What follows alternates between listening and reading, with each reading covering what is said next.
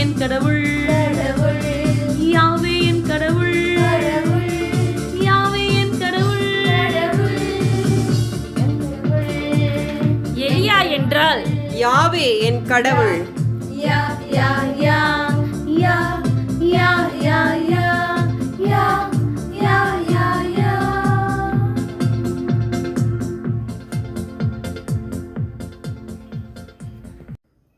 தந்தை, மகன், தூய் ஆவியானவரின் பெயராலே ஆமென். Praise the Lord Jesus Christ. இன்னைக்கு நாம் எலியாவுடைய வித்தியாசமான ஜெபத்தை நான் கேட்க போறோம். அவர் எந்த சூழ்நிலை எப்படி ஜெபிக்கிறாரு, நம்மை போல ஒருவராக இருக்கிறாரு என்பதை நாம் உணர போகிறோம். சரியா? 1 அரசர்கள் 19ஆம் அதிகாரத்துல நாம் பார்க்கிறோம். சீனாய் மலையில் எலியா. இதுக்கு முன்னாடி நாம் பார்த்தோம், பெரிய அற்புதங்கள்லாம் நிறைவேற்றி 3 ஆண்டுகளுக்கு பிறகாக மழை வர வைத்து ஜெபித்த எலியா, ஆகாபுடைய மனைவி இசபெல்லுடைய வார்த்தையினால் அச்சமுற்றவராய் அவர் ஓடி போகிறார். அதான் நம்ம பார்க்கிறோம். ஆகாபுடைய மனைவி இசபெல் என்ன சொன்னார்? அவர்களது உயிரை பறித்தது போல. யாருடைய உயிரை? இசபெல்லுடைய இறைவாக்கினர்கள், பாகாலுடைய இறைவாக்கினர்கள் 450 பேரையும் 400 பேரையும் கொன்றதை போல நானும் நாளை இந்நேரத்திற்குள் உன் உயிரை பறிக்காவிடில் தெய்வங்கள் எனக்கு தண்டனை கொடுக்கட்டும் என்று சவால் விடுகிறார். அவ்வளோ உறுதியா அந்த பாகாலுடைய இறைவாக்கினர்களை கொன்றதன் கோபத்துல அப்படி சொல்றாங்க. இது எலியா அத்தனை அற்புதங்கள் நிறைவேற்றினார். கடவுள் மீது அவ்வளவு நம்பிக்கை. கட்டுங்க, பலிப்படுத்த கட்டுங்க, ஆண்டவரே நெருப்பி அனுப்பி அதை அந்த பலியை ஏற்றுக்கொள்வார் என்ற அவ்வளவு தைரியமா இருந்தவர். இவ பாருங்க, சாதாரண ஒரு பெண்மணியுடைய அச்சுறுத்தல்ல பயந்துட்டார். இந்த 3வது இறை வார்த்தை நமக்கு படிக்கிறோம்.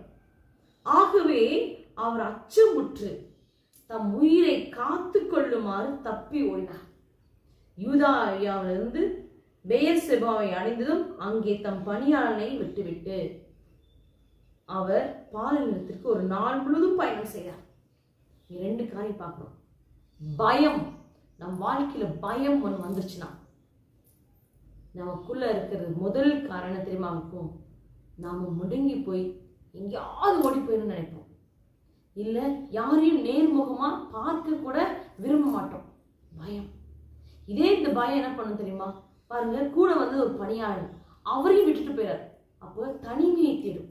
இந்த பயம் தனிமையை தேடும். நான் யாரு கூட பேச மாட்டேன். ஒரு ரூம்ல அடைக்கப்பட்டவராக இருப்போம். அப்படி படிப்படியா to lead us to depression, மன அழுத்தத்திற்குள்ளாக கொண்டு போகும் இந்த பயம். அதே மாதிரி அவங்க சொன்ன வார்த்தைகளே நம்ம மனசுக்குள்ளார ஓடிக்கிட்டே இருக்கும். உனக்கு கொன்றுவேன், நாளைக்கு கொன்று நான் பார்த்துக்க, என்ன நடக்குதுன்னு பாரு. பாருங்களேன், இவ்வளோ பெரிய வல்லமையான ஒரு இறைவாக்கினருக்குள்ளாரே இந்த அச்சம் இருந்ததுன்னா நிச்சயமா சாதாரண மக்களாகி நமக்குள்ள வருமா வராதா? அதற்கு தான் பார்த்தீங்கன்னா பைபிளில் இது முதல் தொடக்க நூலிலிருந்து திருவெளிப்பாட்டுக்குரிய நீங்கள் பைபிள் ஃபுல்லாக படிச்சிங்கன்னா அட்லீஸ்ட் ஒவ்வொரு நாளைக்கும் ஒரு தடவையாவது ஆண்டவர் அஞ்சாதே, கலங்காதே, பயப்படாதே என்ற நிறைய வார்த்தைகள் அடிக்கடி சொல்வார். ஏன்னா நம்ம எல்லாரையும் ஆட்கொள்வது இந்த பயம்தான். இந்த பயத்துல இருந்தவர் போய் என்ன பண்றாரு? கடைசியில ஒரு சூறை செடியின் அடியில் அவர் படுத்து உறங்கினார். It was so strong. Depression அவ்வளோ ஸ்ட்ராங்கா இருந்ததால அதுக்கு மேல அவரால் விழித்திருக்க முடியல, எதுவுமே உற்சாகத்தோடு செய்ய முடியல. தனிமையில அப்படியே செடிக்கடியில எங்க இருக்குன்னே தெரியாத நிலையில படுத்து உறங்கினார். It was so deep. இந்த சூழல்ல ஒரு அருமையான ஜெபத்தை அவர் ஜெபிக்க. என்ன ஜெபம் தெரியுங்களா? அவர் நம்பிக்கையின் ஜெபத்தை ஏறெடுக்கல. இங்கிருந்து நான் தப்பிச்சு ஓடி நான் உயிர் பிழைக்கணும்னு நினைச்ச அந்த எலியா இப்படியாக ஜெபிக்கிறார். இந்த ஆண்டவரே, நான் வாழ்ந்தது போதும், என் உயிரை எடுத்துக்கொள்ளும். பாருங்க எப்படி ஒரு ஆப்போசிட். நான் வாழ்ந்தது போதும். அங்க சாகக்கூடாதுன்னு பயந்து ஓடி வந்தார் இசபெல்ட்ட. ஆனா இங்க வந்து நான் சாகணும்ன்றாரு, ஆண்டவர்ட்ட வேண்டுறாரு. சோ அப்ப கூட நான் சாவதும் நான் இறப்பதும் ஆண்டவருடைய கையிலா இருக்கணும். அதுதான் ஜெபம். நான் இறந்து போகிறது உண்மைதான், ஆனால் அந்த இறப்பும் எப்படி இருக்கணும்? அந்த பெண்ணுடைய பாகாலுடைய இறைவாக்கில் நாள் இருக்கக்கூடாது, அந்த இசபெல் நாள் நான் சாகக்கூடாது. ஆண்டோடைய திருசுத்தத்தின்படி நான் இறக்கணும். இந்த ஜெபம், இது ஜெபம்னா எஸ். ஏன் தெரியுமா? இது உள் மனசுக்குள்ளார ஆண்டவர் மட்டும் தேடினாரா, அதில் ஜெபித்தாரா?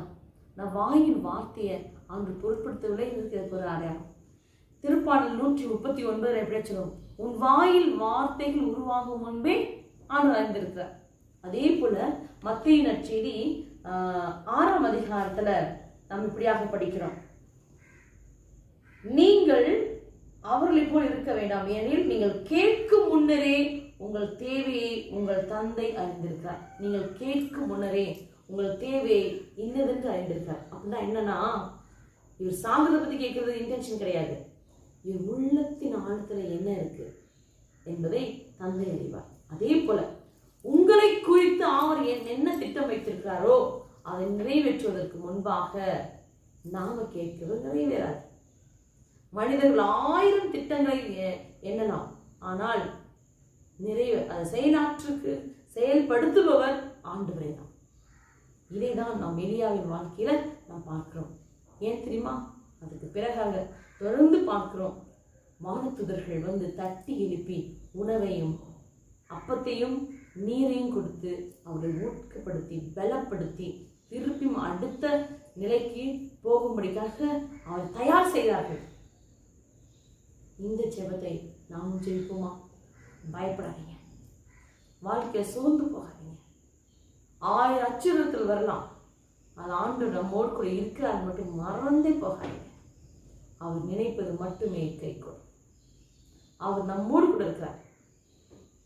Tell each one of you to yourself, நான் பயப்பட மாட்டேன், பயப்பட மாட்டேன், நான் பயப்பட மாட்டேன், பயப்பட மாட்டேன், நான் பயப்பட மாட்டேன், இயேசு என்னோடு இருப்பதனால், இயேசு என்னோடு இருப்பதனால். அப்படி ஜெபிப்போம். ஆண்டவரே, இந்த பயம் என்கிறது எங்கள் ஜெபத்திலும் வரக்கூடாது, எங்கள் நாவிலும் வரக்கூடாது, எங்கள் வாழ்க்கையிலும் இருக்கக்கூடாது.